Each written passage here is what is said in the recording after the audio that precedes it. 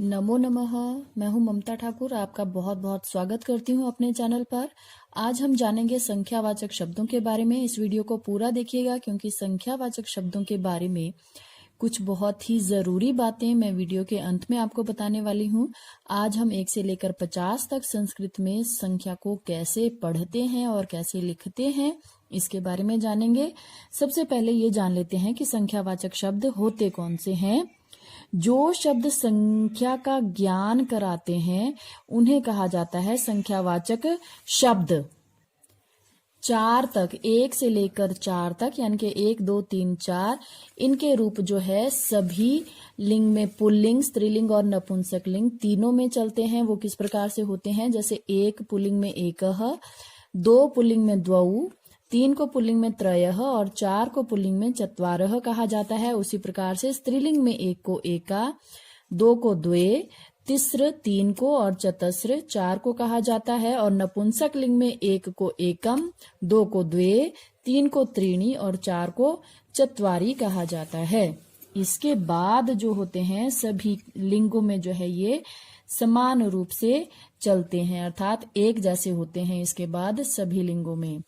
तो आइए अब मैं आपको गिनती बताती हूँ 1 से लेकर 50 तक, उसको कैसे लिखते हैं और कैसे पढ़ते हैं, और अंत में मैं आपको कुछ जरूरी ध्यान देने योग्य बातें बताऊंगी।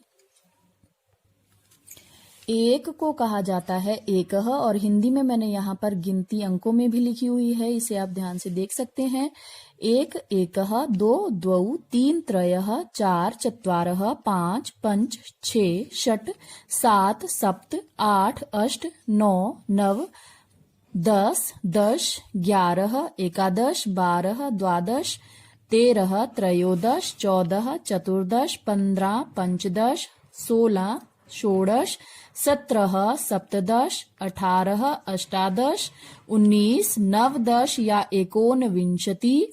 एकोनविंशति इसलिए कहा जाता है क्योंकि विंशति होता है 20 और एकोनविंशति क्या हुआ कि 1 कम हो 20 से, अर्थात 20 से 1 कम, और वो होता है 19। उसके बाद 21 एकविंशति, 22 द्वाविंशति, 23 त्रयोविंशति, 24 चतुर्विंशति, 25 पंचविंशति, 26 षड्विंशति, 27 सप्तविंशति, 28 अष्टविंशति, 29 नवविंशति या एकोनत्रिंशत। एकोनत्रिंशत फिर से उसी तरह से है जैसे हमने एकोनविंशति था, एकोनत्रिंशत अर्थात 30 से 1 कम, इसलिए इसको एकोनत्रिंशत भी कहते हैं।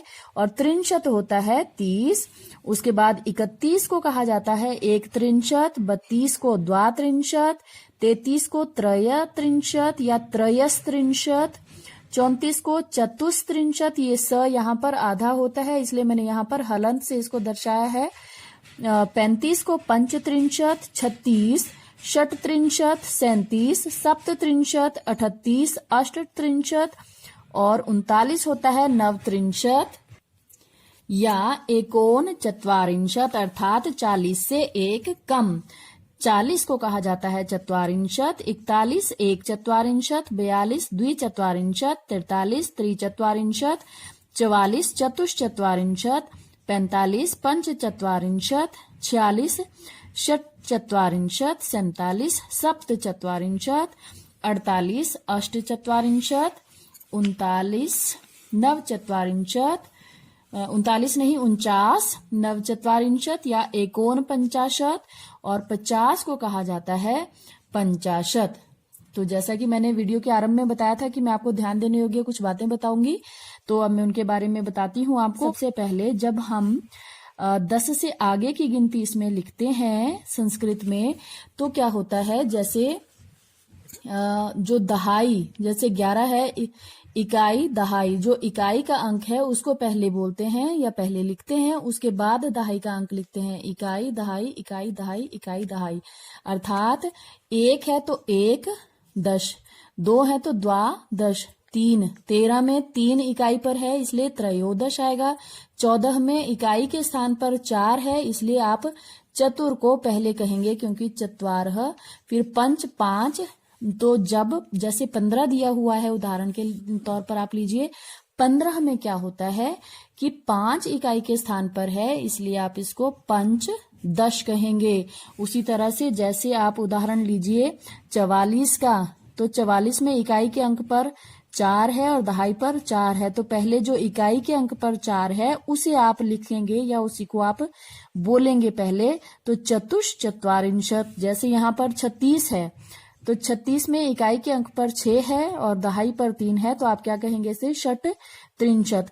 मुझे लगता है आप समझ गए होंगे कि मैं यहाँ पर क्या बताना चाह रही थी। उसके बाद मैं पहले भी बता चुकी हूं कि 1 से लेकर 4 तक जो है वो गिनती जो है पुल्लिंग, स्त्रीलिंग और नपुंसकलिंग तीनों में चलती है, और उसके बाद की गिनती जो है तीनों लिंगों की जो है एक जैसी ही चलती है।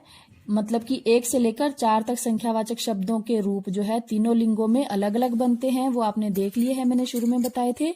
उसके बाद 5 से आगे सभी शब्दों के रूप जो है तीनों लिंगों में एक समान चलते हैं, ठीक है। और विंशति 20 से लेकर, विंशति आपको अभी मैंने बताया था 20 को कहते हैं, 20 से लेकर नवनवति यानी कि 99 तक जो है सभी संख्यावाचक शब्द स्त्रीलिंग और एक वचन में प्रयोग किए जाते हैं।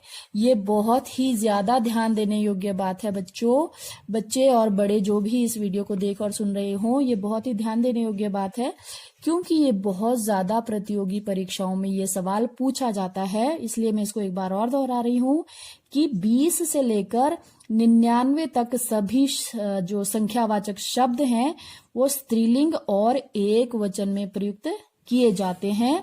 इसके अलावा शत यानी कि 100 और सहस्त्र यानी कि 1000 ये जो है नपुंसकलिंग एक वचन में प्रयोग किए जाते हैं। तो ये तो थी संख्यावाचक शब्दों की बात। इसके साथ ही मेरी ये वीडियो समाप्त होती है। इसको सब्सक्राइब जरूर कीजिएगा। आपका वीडियो देखने के लिए बहुत बहुत धन्यवाद।